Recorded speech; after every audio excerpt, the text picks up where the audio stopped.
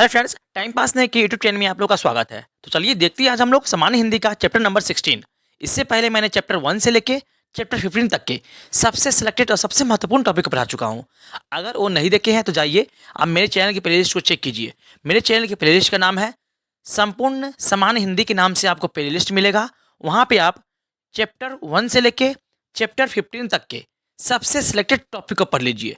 यकीन मानिए कि उसके बाद आपका हिंदी पे बहुत ही बेहतरीन पकड़ बन जाएगा और आप कोई भी एग्जाम में सबसे पहले हिंदी का पेपर सॉल्व करके आइएगा, इसकी मैं गारंटी दे सकता हूँ। तो चलिए देखते हैं आज हम लोग चैप्टर नंबर 16 संपूर्ण समान हिंदी को शुरू से लेकर अंत तक पढ़ने के लिए आप मेरे चैनल को सब्सक्राइब कर लीजिए और हमसे जुड़ जाइए। तो चलिए देखते हैं आज हम लोग।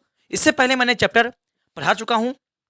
इसमें मैंने पढ़ाया है हिंदी भाषा की उत्पत्ति और विकास, वर्णमाला, रस, अलंकार, छंद, समास, कारक, शब्द विचार, विराम चिन्ह, संधि, वाच्य, उपसर्ग और प्रत्यय, वचन, लिंग और संज्ञा।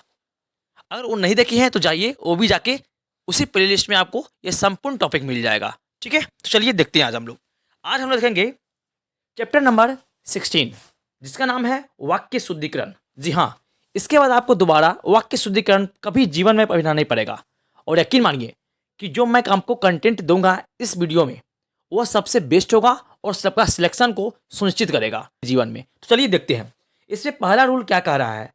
चलिए देखते हैं रूल फर्स्ट को और अच्छे समझते हैं। ठीक है, चलिए देखते हैं। पहला रूल बोल रहा है इसमें प्रश्न शब्द के साथ करना क्रिया का प्रयोग किया जाता है, पूछना क्रिया का प्रयोग नहीं किया जाता है। आप समझते हैं इसको, उदाहरण से समझते हैं। तो एग्जाम में इसका परिभाषा नहीं पूछेगा, आपको पूछेगा उदाहरण देके कि निम्न में से कौन सा वाक्य शुद्ध है या अशुद्ध है। ठीक है, चलिए समझते हैं। अब देखिए उदाहरण समझते हैं। शिक्षक ने छात्रों से प्रश्न पूछा, ये गलत है। प्रश्न पूछा नहीं जाता, प्रश्न किया जाता है। आगे देखिए, शिक्षक ने छात्रों से प्रश्न किया। जी हाँ, ये सही है और ये गलत है। हमेशा प्रश्न के साथ किया जाना क्रिया लगता है, पूछा जाना नहीं। ठीक है, प्रश्न किया जाता है, पूछा नहीं जाता है। ठीक है, प्रश्न किया जाता है, पूछा नहीं जाता है। चलिए आगे बढ़ते हैं, देखते हैं। अब देखते हैं आगे रूल नंबर 2। रूल 2 में क्या बोला गया है, देखिए वाक्य में सार्थक पदों यानी कि शब्दों का प्रयोग होना चाहिए। वाक्यों में सार्थक पद यानी कि शब्द का प्रयोग होना चाहिए। समझते हैं, उदाहरण से समझते हैं। चलिए समझते हैं, उदाहरण समझते हैं। पहला उदाहरण देखिए, तुम यहाँ बेफालतू क्यों बैठे हो। ये जो आपका वाक्य है ये बिल्कुल ही रॉन्ग है। आप समझते हैं क्यों? चलिए यहाँ समझते हैं। तुम यहाँ फालतू क्यों बैठे हो, ये सही है क्योंकि इसे बोला गया है कि वाक्य में हमें सार्थक पदों का ही यूज करना है, सार्थक शब्दों का ही। ये सार्थक नहीं है, ये निरर्थक शब्द है। बेफालतू कोई शब्द होता नहीं है ना। इसका एक शब्द होता है क्या, फालतू शब्द होता है। बेफालतू कोई शब्द होता ही नहीं है। इसीलिए ये क्वेश्चन यहाँ पर ये जो है गलत है और आपका जो ऑप्शन बी है वो सही है। ठीक है, चलिए आगे बढ़ते हैं और देखते हैं और सारे रूल्स को। चलिए देखते हैं आगे। अब देखिए यहाँ से आप समझिए रूल नंबर 3 क्या कह रहा है। वाक्य में एक भाव के लिए एक ही शब्द का प्रयोग होना चाहिए। वाक्य में एक भाव के लिए एक ही शब्द का प्रयोग होना चाहिए। आप समझिए कैसे, उदाहरण समझते हैं। उदाहरण ये समझते हैं, वह घर वापस लौट आया। ये क्या है, गलत है। यहाँ वापस और लौटना दोनों सेम शब्द है। जब एक ही वाक्य है तो उसमें अलग अलग भाव नहीं आ सकता, एक ही भाव आएगा। वापस का भी मतलब वो रिटर्न होता है और लौटना का मतलब ही रिटर्न होता है। तो हम दोनों शब्द एक साथ मतलब वाक्य में एक साथ उपयोग नहीं कर सकते। यहाँ देखिए ऑप्शन बी, वह घर लौट आया। जी हाँ, बिल्कुल ही सही है। ठीक है, आपको एक वाक्य में एक ही भाव को दर्शाना है, अलग अलग भाव को दर्शाना नहीं है, क्योंकि वापस और लौटना का मतलब भी सेम ही होता है, रिटर्न। ठीक है, इसीलिए जो आपका ऑप्शन नंबर ए है ये गलत है, ऑप्शन नंबर बी सही है। ठीक है, आप देखिए आपका क्वेश्चन नहीं से आता है। ठीक है, चलिए आगे बढ़ते हैं और देखते हैं। अब देखिए यहाँ से रूल नंबर 4 ये क्या कह रहा है, आप अच्छे से समझिए। चलिए, वाक्य का प्रसंग समाज, इतिहास और भूगोल, विज्ञान आदि के विरुद्ध नहीं होना चाहिए। जो वाक्य होगा वह समाज के, इतिहास के, भूगोल के और विज्ञान आदि के विरोध में नहीं होना चाहिए। ठीक है, हमेशा वह उसके पक्ष में होना चाहिए, है ना, विपक्ष में नहीं होना चाहिए। अब देखते हैं, समझते हैं अच्छे से, उदाहरण समझते हैं। ऑप्शन नंबर ए क्या बोला गया है? कर्ण द्वारका के राजा थे। क्या कर्ण द्वारका के राजा थे? बिल्कुल गलत है ना।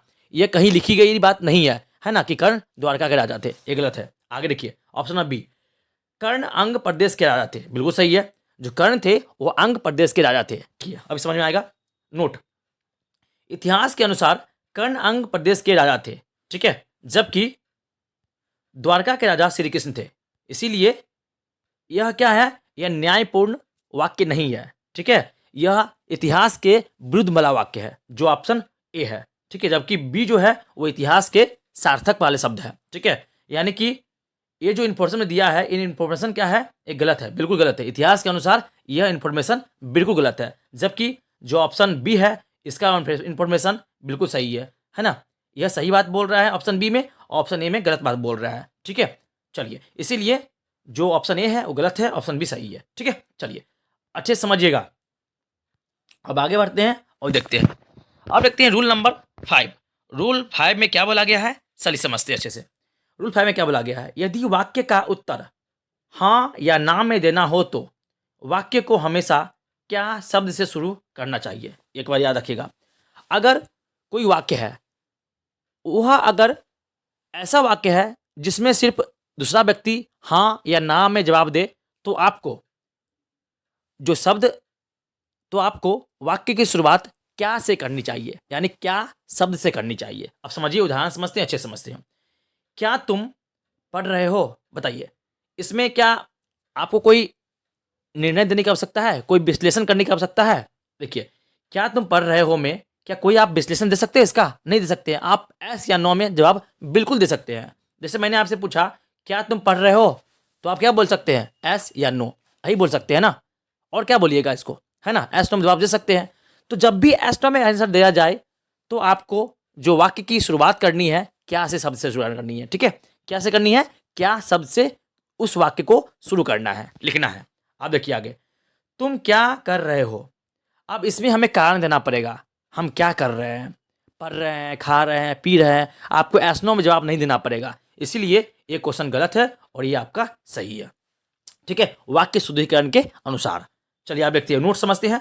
यहाँ आपको एक्सप्लेन करना पड़ेगा कि आप यहाँ देखिए कौन सा सब्जेक्ट पढ़ रहे हैं या फिर क्या पढ़ रहे हैं, ठीक है। जबकि पहले वाले में आपको एस नो से इसका जवाब निकल जाएगा, ठीक है। क्या तुम पढ़ रहे हो, क्या तुम खा रहे हो, तो आप क्या, ठीक है। चलिए आगे बढ़ते हैं, चलिए देखते हैं आगे।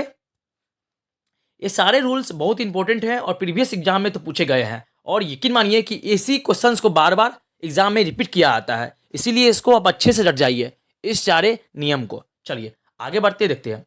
रूल 6 क्या बोल रहा है, देखिए, प्रश्नवाचक शब्द उसी शब्द के पहले होना चाहिए जिस विषय के लिए प्रश्न किया गया है। अब देखिए, इसको अच्छे से समझिएगा, ठीक है। हम उदाहरण समझाते हैं अच्छे से।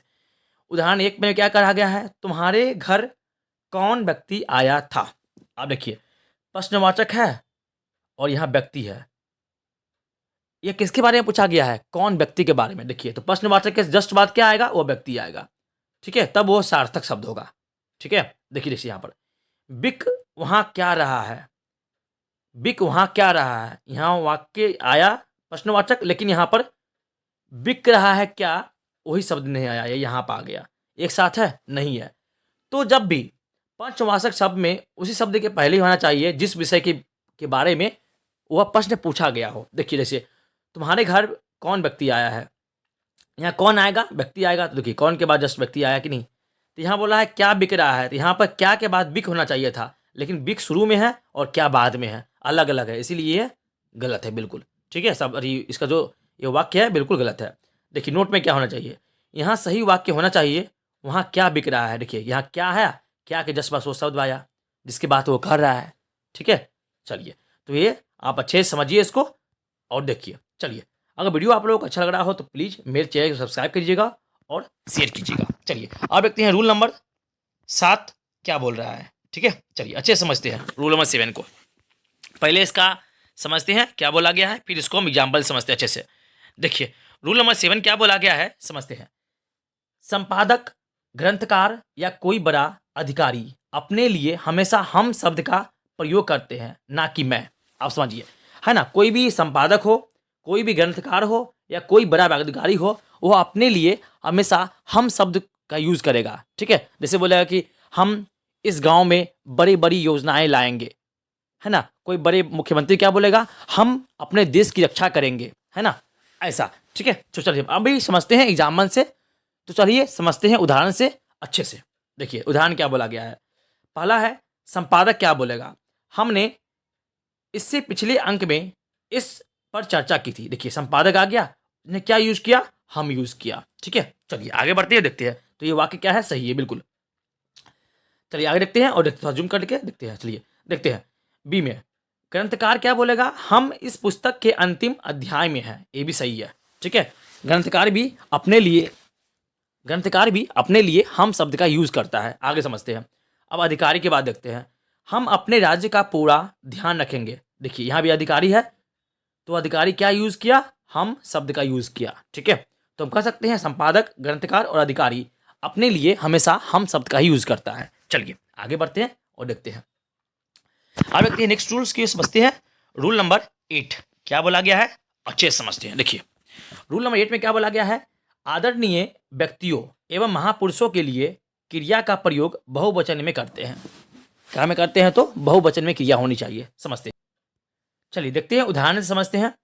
मेरे पिताजी कल दिल्ली जाएंगे। ये वाक्य सही है, क्योंकि पिताजी एक आदरणीय व्यक्ति है, और आदरणीय व्यक्ति और महापुरुषों के साथ हमेशा जो क्रिया का बहुवचन ही यूज होता है। देखिए यहाँ जाएंगे, बहुवचन का यूज हुआ कि नहीं। चलिए आगे देखते हैं। सेकेंड, मेरे पिताजी कल दिल्ली जाएगा, क्या सही है, यहाँ क्या होगा, जाएंगे होगा। हमेशा क्रिया के बहुवचन का यूज होगा, जबकि यहाँ पर एक वचन का यूज किया गया है। ये बिल्कुल गलत है। ठीक है, आगे बढ़ते हैं। स्वामी विवेकानंद शिकागो गए थे, यहाँ पर क्या होगा, ये सही होगा, क्योंकि ये महान पुरुष है और इसके साथ है ना हमेशा क्या प्रयोग किया हुआ है, बहुवचन का उपयोग किया गया है, इसीलिए ये सही होगा। जबकि देखिए D number, Swami Vivekananda Chicago गया था, ये बिल्कुल गलत है। एक वचन का यूज हुआ क्योंकि बड़े व्यक्ति हैं, बहुत ही प्रसिद्ध व्यक्ति है और महापुरुष है, इसीलिए इसके साथ हमेशा है ना क्रिया का बहुवचन का ही यूज होता है, एक वचन का यूज नहीं होता है, इसीलिए ऑप्शन नंबर डी गलत है। चलिए समझ में आया आप लोग को। चलिए आगे बढ़ते हैं और देखते हैं और सारे इंपॉर्टेंट रूल को जो आपके एग्जाम में पूछे जाते हैं बार बार। चलिए देखते हैं आगे।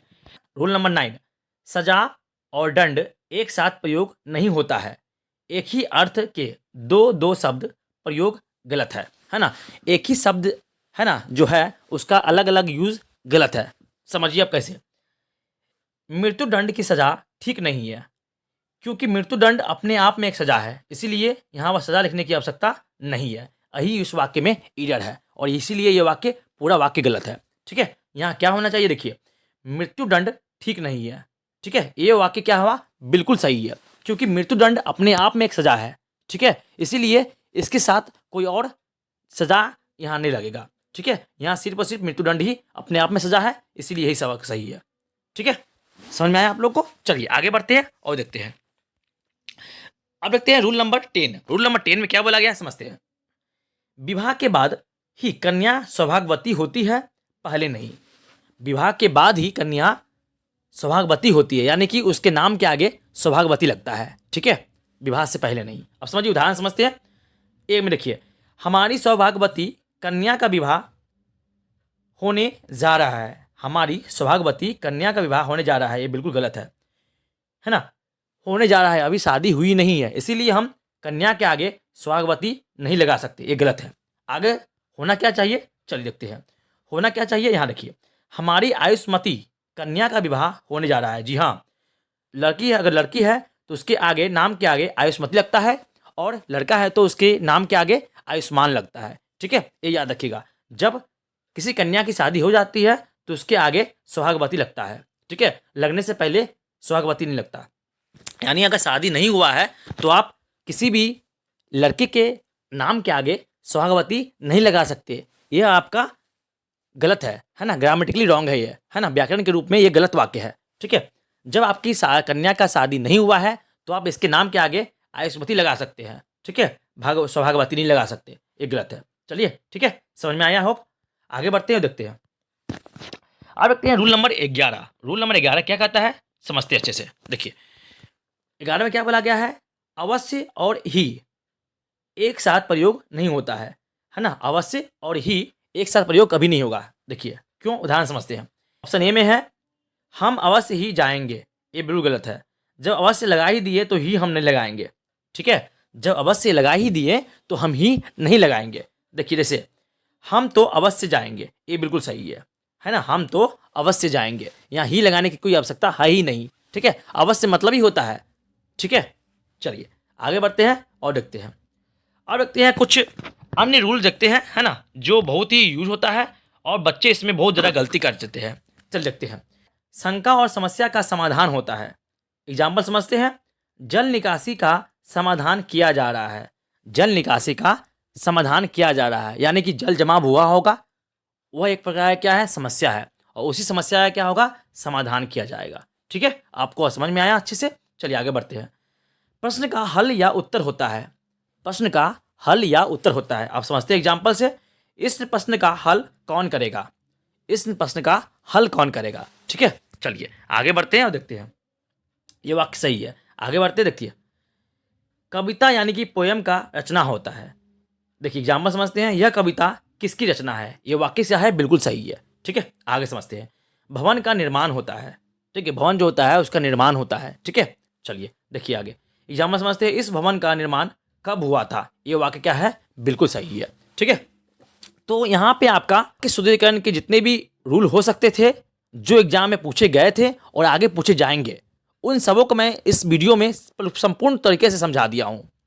अगर आप लोगों को ये वीडियो अच्छा लगा हो तो प्लीज़ मेरे चैनल को सब्सक्राइब कीजिएगा और संपूर्ण हिंदी को शुरू से लेकर अंत तक पढ़ने के लिए अब हमसे जुड़ जाइए। मेरे चैनल को सब्सक्राइब कर लीजिए। तब तक के लिए थैंक यू। जय हिंद, वंदे मातरम।